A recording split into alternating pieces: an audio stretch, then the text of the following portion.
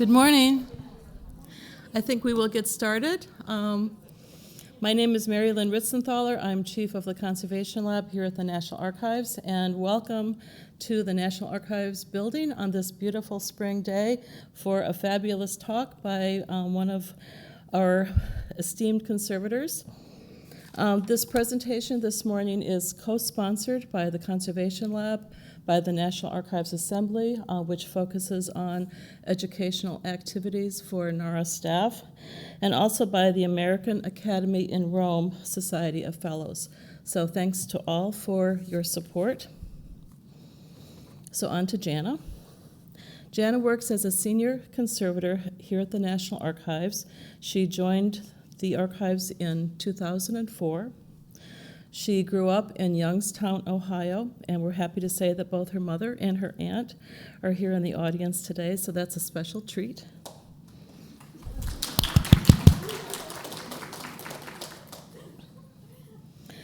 She became interested in conservation while earning her undergraduate degree from the University of Pittsburgh.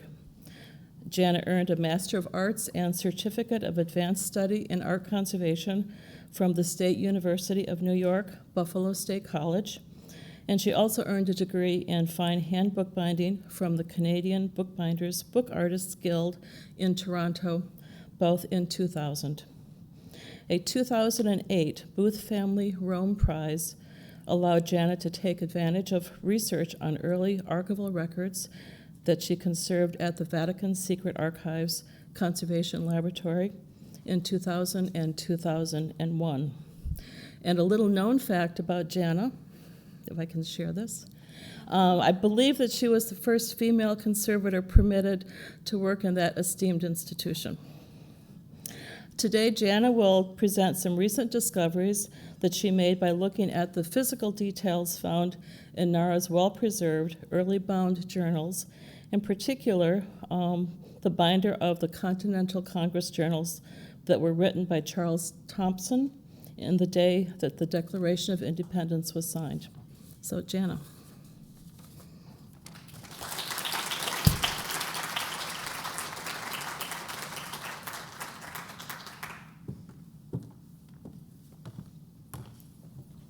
Thank you, Mary Lynn. And thank you, everyone, for coming here today to spend this time with us and learn about our wonderful bindings here. The National Archives is the nation's record keepers, and within the 9 billion pages of records, we have a lot of really cool books.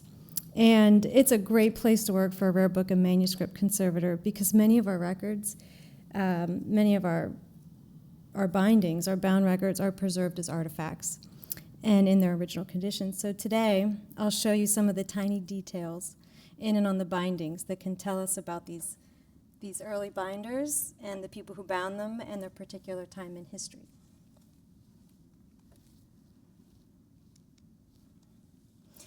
Okay, so here are some of the, we're just going to jump right in. Here are some of the early American journals and ledgers that are in our legislative records. So a lot of the archivists out here may have seen these formats. And the one on the left is called a leather binding. Some refer to it as a reverse calf. The one in the center has parchment and paper, and the one on the right is a paper binding. We're going to just talk about the one on the left and the one on the center today.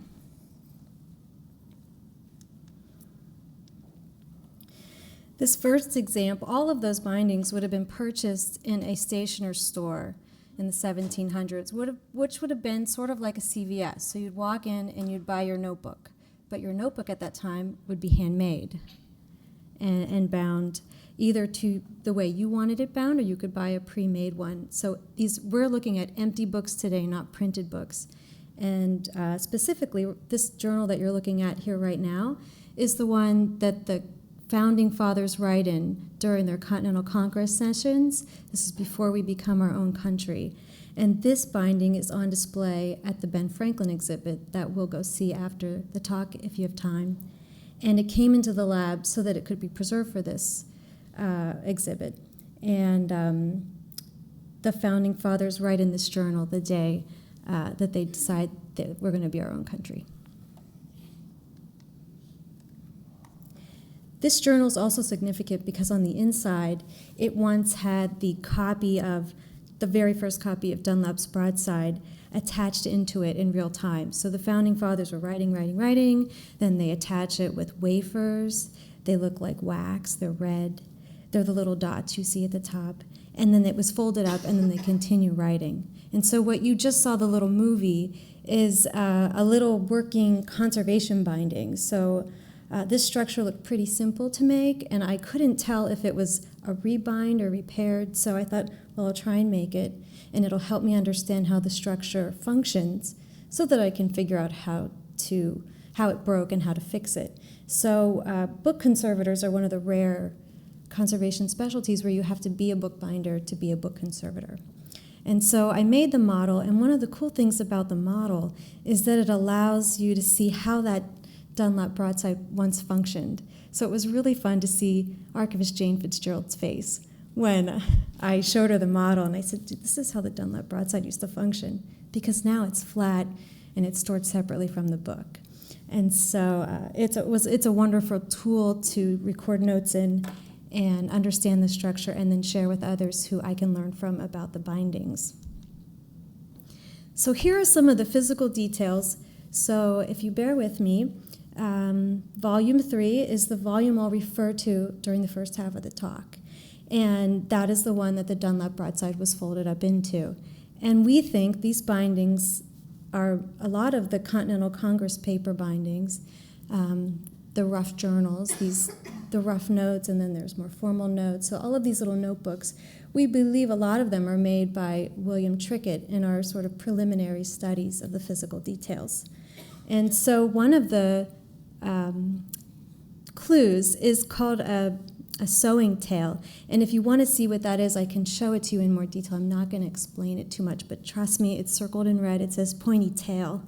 And it's in a pointy shape, and that is a signature shape of William Trickett's binding style, and that's who we think bound these books.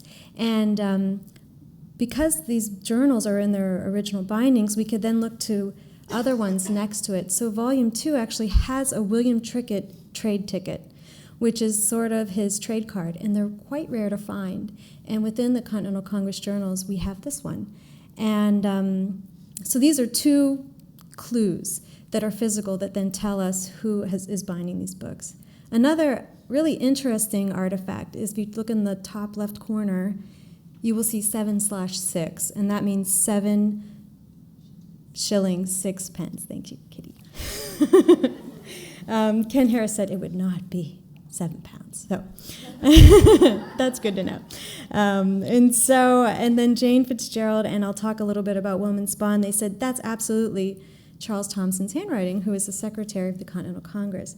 So as a conservator, if you see that sort of dark brown, that's the leather that the acid is transferring, and it is causing the paper to turn a darker brown and becoming more brittle. So as a conservator, knowing that fact, I'll want to keep that information because that's important to archivists and binding historians to know how much one of these little notebooks might have cost. And so that's interesting for us to conserve. So one of the other really cool things that happened was that Jane Fitzgerald taught me how to use what is called Fold 3, and it's the digitization of the microfilm of the papers of the Continental Congress, because I was looking to see if there's any record of this William Trickett in our NARA records to find out if we have archival clues to back up that he bound the books. And wouldn't you know that I'm flipping through these pages on the internet, flipping through, and then I turn to my colleague Gail Harriman, and I say, this book that says that William Trickett is is paid for stationery is this one in the lab that we're treating for the exhibit. And so sure enough, on the 11th of July, Congress pays William Trickett for stationery, which is pretty interesting for book historians to understand because I was looking for the word bindings. So binders' tickets are rare, and the reason why they're important to us is because if they're attached within their original binding, then it's a really good clue to know who bound the book. And from what we're learning from William Fine, who I'll talk about in a little bit, William Trickett was a one-man operation. So it's really cool that we can really try and focus on our records and really identify him, because people out in the field who have these books without these tickets can maybe turn to us to see known Tricketts to identify their unknowns. And so within our Continental Congress papers, we have 8 Trickett tickets. And just to give you some comparison, when the American Philosophical Society looked at their bindings, out of 180,000 imprints, they only found 10 tickets before 1860. So the tickets are rare, and they're really interesting because oftentimes they're business cards, and they have the address of the binder. And they tell you also what else they sell. And they update their tickets. And so this bottom one that you see is really cool because we have to thank Holly McIntyre DeWitt, who is an archivist here at NARA, but before then she worked with us in conservation, and she noticed it. And she said, this looks kind of interesting to us, and we were just learning about our bindings, and we were like, wow, I wonder who this Trickett guy is, And when we showed it to Bowmans Fine, he said, I've never seen this ticket, and I've been studying early American binders for 26 years in my retired time, but he really has been studying early bindings for 50 years. And so it was really interesting to see that he lets people know that he becomes a Freemason, and he's putting these symbols on his ticket. So I called the Freemasons in Philly, and I spoke to their librarian, Glennis Waldman, and she said, well, he can't put those symbols on his ticket if he is not a Freemason. So he's definitely a Freemason. Why don't I see if he's in the minute books? And so she looked in the minute books, and he's there. He becomes a brother on 27th of July in 1779. So I went to visit her, and we spent an afternoon with Carol Spahn, the late William Spahn's wife, and we looked at all the old books, and it was really fun to see all the old writing. And we also saw that Dunlap belongs to this lodge, and then lodge number 2, but he never attends, so he has to pay a debt. So, and Trickett bounces, he visits the other lodge, number 2 and 4, so that was really interesting to see. So the question is here are some Freemasons, and besides Clark Gable and Mozart, do these men attend the meetings with Brother Trickett? It's quite possible. I think that the Freemason community could tell us more about that. And so the really cool thing about the address, and looking at the Philly street grid now, it's the same street grid now as it was in the 1770s. So we can plot Trickett's address and see how close he is to Dunlap's shop and Franklin and Independence Hall, which was then called the State House, and see the relations. So they really could run down the street, buy a book, and come back, or he could deliver it. So within that same book, my supervisors were really wonderful, and they encouraged me to go and look and spend some time with Jane Fitzgerald to see the other rough journals and to see what I was dealing with before the treatment. And what I noticed were that there were quite a few dog-eared corners or page folds, and that's what the movie's showing you. Some were made by the binder to handle that book a lot easier when he's sewing it, but a lot of the other ones are random page folds. And so what the model also allows me to do is to fold up these pages. Otherwise, if I folded the original, they would crack off, and then I'd be in big trouble. And so, and I would never want to harm a book anyway. So I can take that model, and I did, and I showed it to Ken Harris, who was custodian of he's here today with us, and Jane Fitzgerald, and I said, did you fold the corners? And he said, no, I didn't fold the corners. And Jane said, I didn't fold the corners. And, so did they fold the corners?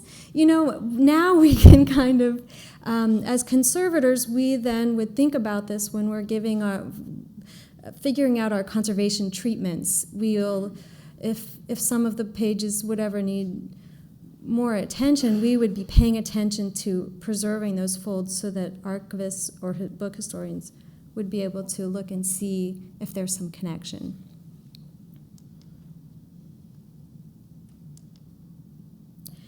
And so there's also this writing sand at this time. The ink, when people are writing, they throw sand on the paper to dry the ink really fast, and sometimes we find that in the gutter. Or these books, I think during the War of 1812, they were carted off to a farm and hidden. I don't know if it's from that or the handwriting, but whatever that is, that sand, I push it to the side, I perform a repair, and then I push it back. The same with this quill nib. I don't know whose it is. Is it Thompson's? Is it someone after that?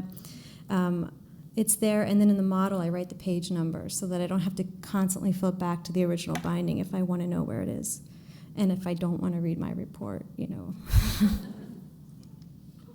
So all of you conspiracy theorists out there, if you're wondering if there's any secret writing on the 4th of July pages in this volume, we had a wonderful intern named Sarah Rydell who came, and she knew how to use this UV-IR digital camera that our colleague Sarah Spargel had purchased for us to use as a tool. And so Sarah Rydell spent an afternoon with me and showed me how to use the camera, and we were able to use ultraviolet, look at it under the influence of ultraviolet radiation and infrared, which are along this electromagnetic spectrum where visible light's in the middle and they're on either side, I think. I might get that wrong. But as you can see, there's no special writing. So now we're going to jump and look at what the physical evidence on the leather bindings can tell us. So the leather binding is bigger often, and leather's more expensive than the scraps that were made for that parchment paper binding that you saw, but they're both pretty sturdy. And in fact, we'll talk about that in a little bit, but this leather binding has this beautiful tooling on it. And my colleague, Kathy Ludwig, gives such wonderful talks, and when I was explaining this to her, she said, it's like a pizza cutter, this tool. And I said, you're exactly right. It's this. So imagine you have a pizza cutter, and you can have any design engraved in it. So in the 1770s, you'd go to your engraver, if you weren't one yourself, and you would say, I have this pizza cutter. You know, you wouldn't say, I have this pizza cutter. You would say, I have this design, and I have this design, and I want this design on my tool. And so that engraver would make this hand design, so you could have two binders with the same design. But that engraver may run out of space and may have to elongate or make shorter a mark on the tool. And so that brass tool is heated and impressed into the leather, and that creates the design. So whatever nicks or imperfections are in the tool are impressed into the leather. And so William Spahn and another woman named Hannah French studied these tool marks, because as it rolls, it'll then repeat again. And then you can start to study, even if it's the same oval, one may be longer or less or shorter than the other. So it's a unique mark on a binding, so it can be studied. It's sort of also like tool marks that are found in Renaissance panel paintings, or it's a very similar study looking at size and shape. So if you remember that book that Holly found, this is in our non-vault records, and that's significant. And so when William Spahn came to visit us in 2009 to look at our bindings, I was new to this field of early American bindings, and I wasn't sure if they were rebinds or what we were looking at, but they looked handmade. And he said, nope, they're all original, and I think you have bindings by Frederick Mayo, who was Thomas Jefferson's binder. That design looks like Robert Aiken, who was also the printer, the first English Bible in the U.S., but he was also a fine binder. And when I showed him this binding, I said, well, this is in our non-vault collection, but why is it significant? And he said, well, you have this Trickett ticket I've never seen in my 50 years of looking at old books, and I think he'd been to 50 archives, and he'd taken impressions of 20,000 covers. And he said, your binding, this one, has the longest span of these signature tools that Trickett uses. And so this binding is really important to binding historians who are trying to identify a known Trickett tool mark. And it's here at NARA. So if you have a known Trickett with a ticket in it, you can then start to identify unknowns. And it's really fun because I've been working with this wonderful staff in the digital lab, and they'll call me up, or the archival staff will call and say, I think we have a Trickett, and there's no ticket, and we're all excited. Oh, my goodness, that's wonderful. And so this is Bowmans Fine, and this is a binding that on the right where he thought, that's an Aiken binding. And he started to tell, he's done the most extensive research on this bookbinder and printer. And this is Aiken's signature tool. And Aiken, we don't have any of his tickets yet, so all you archivists out there, if you happen to see one, I'm sure I would love to take you for coffee, or if you bring it to my attention. Aiken and Trickett we're next door neighbors, and they were in one of the hot spots of town near the London Coffee House, where up till about 1770 you could buy a slave. So it was kind of like a Starbucks with this other sad thing happening next to it. Very weird. And so wondering if Trickett and Aiken know each other. And so Vicki Lee, who's in the audience today, she's also a bookbinder, and we took this road trip up to Philly recently to go to the Philadelphia company, because Wilman always said, go and see Aiken's waste book, which is like his pay accounts ledger. And he and his daughter kept track of all of their accounts. And this was Bowmans Fine's major tool to use to identify known bindings, because he could look, when he worked at the American Philosophical Society, think something was an Aiken, and then go to this book and see, yeah, Aiken paid for this or that. So we see that Trickett buys wrapping paper from him. There's a lot more accounts in this book, and Vicki and I and our other colleague look like groupies at like a Beatles concert. They let us handle the book, and we're taking pictures with it, and oh my God, there's Benjamin Rush's name. Oh my God, there's Thomas Jefferson's name, Ben Franklin. So they all knew each other, and this book really shows you. There's probably loads more famous people that I don't know yet, but I'm sure that staff is used to it, because we're a rare breed as book conservators and book historians, but it was really fun. And so as you can see here, this is Aiken's signature tools and Trickett's signature tools. So I think they're decorating these cheaper bindings. These are not fine bindings. You would find a fine binding would be on really smooth leather that's glossy, or very decorated with gold. So these aren't as fancy, but they're sturdy, and they have to because they're ledger books. And maybe they're designing because they're keeping up their skill. I think it's also a cheap advertisement. And also it says, this is me and that is you. You wouldn't confuse a Gucci with a Prada, right? You wouldn't confuse the Capitals with the Royals.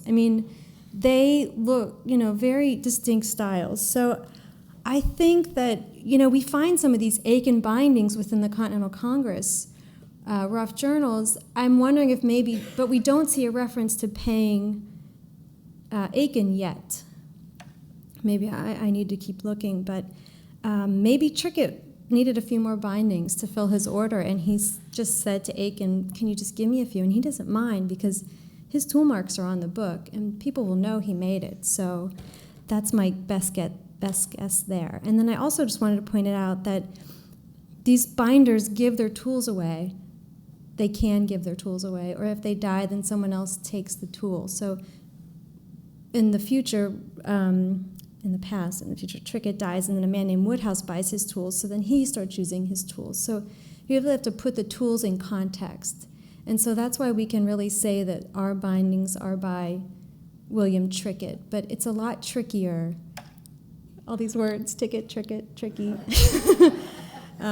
It's a lot trickier outside of the fantasy land of the archives, where our bindings are in their original condition, and we have all of these wonderful supporting archival records to say the same. So once we start to understand what we have, and we look at a timeline and sort of figure out everybody's age, Jane is a young woman. It's in the 1776. She's probably already working in her dad's bindery.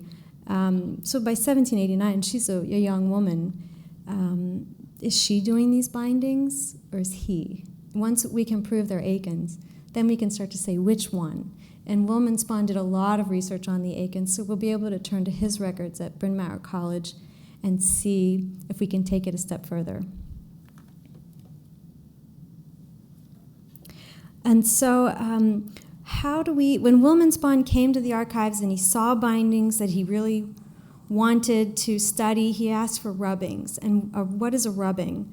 Well, a rubbing is laying a piece of Bible paper over the original cover and taking your specially shaped pencil and rubbing it along the surface without moving the Bible paper. And like I said, and this woman, Hannah French, made 20,000 that are in the archives at Bryn Mawr. They're really valuable to us because they're 1-to-1 ratio of covers that may no longer exist or have been rebound, or they're just all in one place from all of these archives. And so, as you can see, they're time-consuming. Woman said my skills as a rubber were of bindings, was to be desired. It's a skill to get the right pressure. And so, we thought, let's work with the digital staff and see if there's some way we can take a digital capture and use digital capturing to, instead of the rubbing technique from the past. And so we were printing onto transparency overlays and sending those to Wilman, but the printouts were kind of tricky because we couldn't get a perfect 1-to-1. So Sherry Hill and I, in the meantime, we stumbled upon this free training by this institute called the Cultural Heritage Imaging, and they were offering it over at the Smithsonian, so we signed up and we thought, well, it's this imaging that really shows you surface detail unlike any before, and we're not quite sure it's good for book bindings, but we'll go and we'll see. And sure enough, the first 5 minutes of class, they show this binding. I know this binding. This is my mentor, Betsy Eldridge's binding when she was at Buffalo. So this CHI awarded a grant to go to all the teachers, all the conservation schools, and they taught the teachers how to use this amazing technology that can be used for bindings, photographs, paper. And what it does is it takes a series of 48 images using different light sources at different angles. So it's like having this raking light source, 48 different raking light sources. And their open source technology that they wrote or borrowed from or built upon, it takes all those pictures and it smashes them into one image. And then it's sort of like you put it into a program kind of like Photoshop, but you have this little green ball that shows directional lighting, and it allows you to virtually change the angles of the way the lights hit. And as you can see, this face that we can't see in the cover at the top becomes a lot clearer, and you can actually read the words on the book that the man is holding. And so this Sherry and I were so grateful. It has a lot of potential, it seems. It's time-consuming, but once the learning curve is reached, it could really help us identify our bindings, because some of them, because of the inherent condition of the leather, is deteriorating. So this would be a very challenging binding for us, because this leather is kind of powders and suedes off. It's like touching suede. And as it deteriorates, we can lose that surface detail. So it's real important we capture it so that we can capture the information it can tell us. And so with treatment, we here at National Archives are very lucky that we have a research and testing lab. So if I use this little tiny sponge that's made of rubber I think it was originally developed and used by firemen or after a fire to remove soot from wallpaper. And it just really pulls away a surface accretion gently without smudging it around on the surface.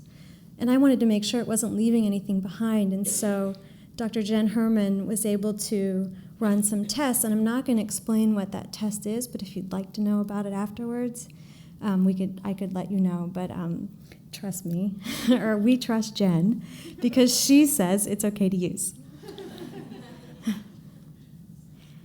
And we want to stress also that our bindings are not in original condition. You know, I look at them probably the way a mother looks at, you know, a child sometime, you know, like, oh, that's so beautiful, and it's like falling apart, and, you know, people are looking at me like, you're crazy. But they're not in pristine condition, but they remain untouched from restoration, and that's how we can learn all of these little details. You know, I'll look at the corner of a sewing, and I'll be like, oh my gosh, and I'll turn to my colleague, and they'll say, yes. And, you know, you're thinking, what are they looking at? You know, but it's these little tiny... So this book functions, and what we can do is put a coat around it, or we call it a jacket. And this binding, you know, to the public, we are about access. So there are surrogates for this record. People are interested in information. And so we can provide that to the public. When people want to study the binding, or they need to consult the original, or if it needs to go on exhibit, then we will address the physical issues. But if right now this book still functions, and a jacket around that cover is going to offer its support until that spine does fall off, if it does.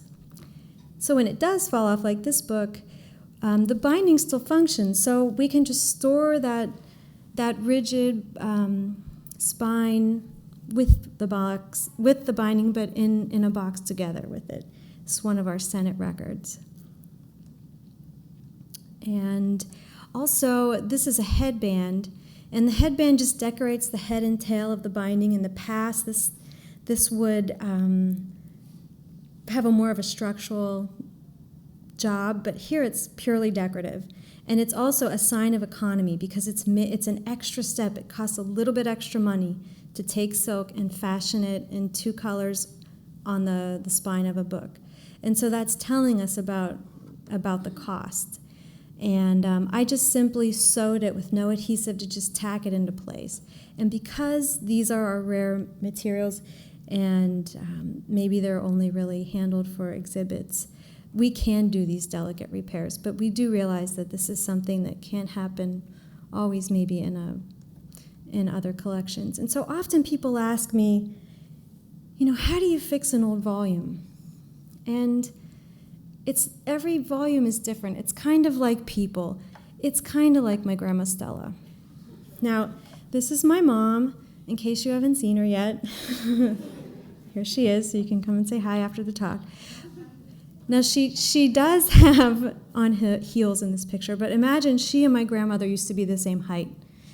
So my grandma still walks. She's 97. She needs a walker because her spine is bent.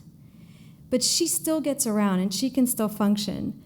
But if we wanted her to stand up straight, because human beings stand up straight, and she should stand up straight, and we put braces on her instead of just giving her a walker, then other parts of her are going to break. So I think the same about a book. You know, its spine, it's 200 or 300 years old. It's aging, and maybe it can't open as flat as it used to, but it can still open. And different parts of it are falling apart at different rates. So maybe, you know, and it all depends on the materials it's made with that it will age, or where it's stored that will age. And so these are the sorts of things I keep into consideration when I'm repairing a book. I just think, well, maybe this part's breaking or that part's not. And that helps me make it. So I hope that this helps you kind of understand how I look at books. So sometimes you can give a book a rest and use a cradle, and this is the best way to support a book, even if it doesn't seem like it's in bad condition yet. It just helps save the life of that spine, and it's wonderful to use. I use them in the lab, even for consult. We definitely use them for exhibits, but every chance it's really great. So it's a wonderful tool to use, and it's very simple. And so here is a repair, and each repair is different because this book has aged, but it's sewing that keeps the text block attached to the cover, and the sewing tails are strong. So if the paper broke, I can repair the paper because the sewing tails are intact. If all of them would have broken, I would have to use a different strategy to repair this book. And this is the volume 3 that we looked at earlier. In the rare cases, we make a model, And in this particular case, looking at all of the rough journals, we decided that we would offer a model for our for Jane to use when she's giving tours, so that way she can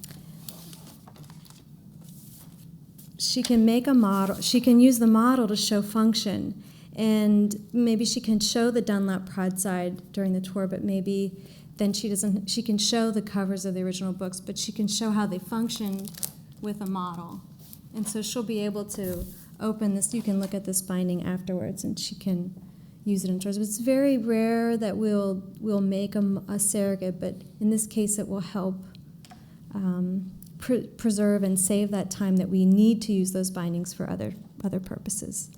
So in conclusion, we have thousands of bindings, and they all have their original covers, and who bound them? And the information is there. It's just waiting for us to discover here at the archives. So in summary, how were we able to sort of find out all of this information? And it's because our bindings are well preserved. And we were able to call an expert to come and tell us about what we had so that we had these jump start. And our records were untouched for the most part by restoration. We have these large holdings with similar binding formats and have a really knowledgeable and wonderful archival staff and supporting staff. So how do we continue to preserve our physical evidence? We are practicing minimal intervention when we can, and we're using Cradles when we can. And we are hoping to capture the tool cover designs and build up a reference collection. And we are on the lookout for software technology. This is a dream list, some of it. But, capturing software technology that can perform the pattern matching. So we went for the training for CHI. I just said, on TV when they have those the FBI runs those fingerprint magic, it's like, no, that's television. I said, well, if that ever happens, I want to know about it. We would love to build a database for a picture database that shows the binder and the bindings, because we do get calls, people wanting to know who's made, if we know who's made our binding. So thank you.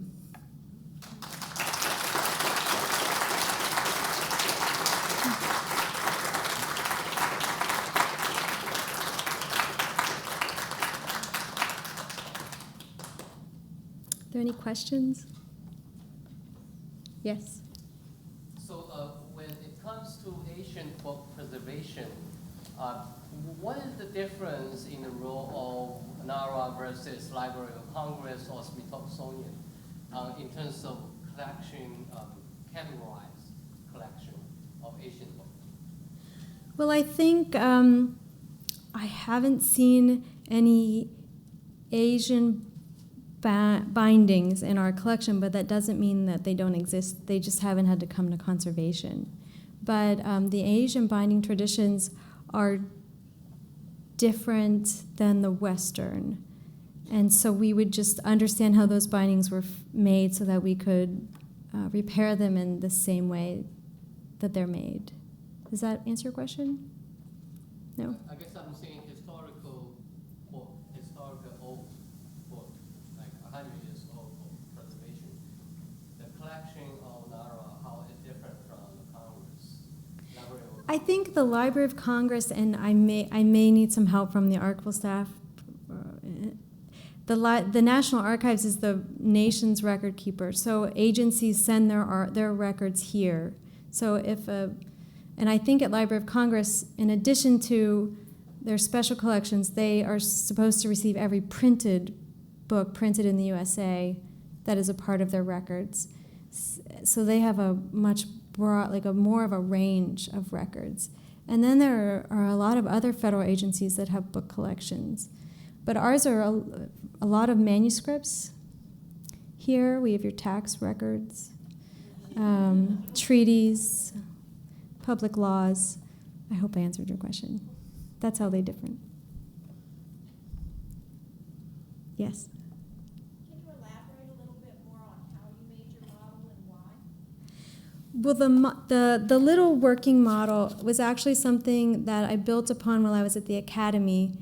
And the beauty of the academy is that you have these other fellows in all of these different areas, and they come and hang out in you talk at dinner, or they hang out in your space, and you have to give a shop talk. So I was preparing for my shop talk, and the thing that I learned about working with archival materials is that you can't just make a binding, study the binding, and make an empty inside. You have to almost always pay attention to what is happening on the inside, especially in the Vatican records, because there's a lot of page folding back then as there is now. And so we're sitting there, and they're sort of like, well, it's not a facsimile, and it's not a model. It's sort of like a simulacra. So it's sort of a little bit more than a model, but not a full-scale facsimile, because those are expensive and not really necessary to make. And so the model helps me see things that I might skip over. And it really is it's a working tool. And then I'll even document where my repairs are so I can go back and check them. And so it's a tool. Do you try and simulate the same techniques that would have been done by Trickett? Right, I do the same technique, and it's really neat. I can show you on the binding, because this binding that we'll see in the exhibit, it looks like he's just made a case, like he's made the separate and the text block separately, but he hasn't. He sews his text block to like these little spine liners, and then he laces part of that he cuts those in half to make that pointy tail, and he laces that pointy tail through the cover. And when I made it yesterday, and I forgot because I made the smaller one months ago, it really locks that binding. It pulls that text block right up to the spine of the cover, of the binding cover. And so he's really it helps me understand, this is a cheaper binding, but it's strong, and it helps me understand how the binder is making something strong. Now, whether or not it's part of an English bookbinding tradition, I'd have to talk to my English bookbinding historians, and they might say, Janet, everybody uses that binding structure in England. Or, they could say, we've never seen that. But at least I can show it to them, because it's hard to see on a slide. So when you have a model, you can take it with you and say, have you seen this? And then that's really helpful. Any other questions? Heather? I just see attribution in progress in a number of these slides. What does it take to go from attribution in progress to attribution? Time. Just more examples? Well, yeah, right. Or I think we can just maybe leave it at that, and maybe in the future there'll be the time to prove it, But we have like circumstantial evidence, but we can't say, unless it has a ticket, it is a Trickett. Yes? Can you tell us more about the binding and the slide? Oh, sure. This is a binding. It's really cool. It's on a British Jane. So when the British came during the Revolutionary War, capture of Revolutionary War records. When William Fine came here, we went to him and we said, I went to Jane and I said, where are your oldest books? We want to look at your oldest binding covers. And she brought me up, and we grabbed this one. It had a really cool, like, woven protective wrapper on the outside. And so we brought it down, and it was when the Brits came and took over Philly, they stayed there, and then we took their documents when they left. Right? Surrender documents. Anyways, so this binding, when we showed it to Wilman, he was also a scholar and an expert on Stephen Potts's bindings, who was a friend and Junto Club member and lived with Ben Franklin. And he looked at it and he said, this is a Potts binding. But it was really bizarre because it could have been from Philadelphia, and Potts died in 1757. And before the Brits started writing in it, there were 2 series of arithmetic, I think it is, that were torn out, so you can see some of the numbers in the gutter. So this book could have been made in Philly, and then they could have torn out the pages and then written in it. but there's no ticket on it. But if it is, if we can prove it's a Potts binding, it would be our oldest intact fine binding here at the National Archives, made in the USA by by a binder working in the United States. That's why it's in progress. Thank you.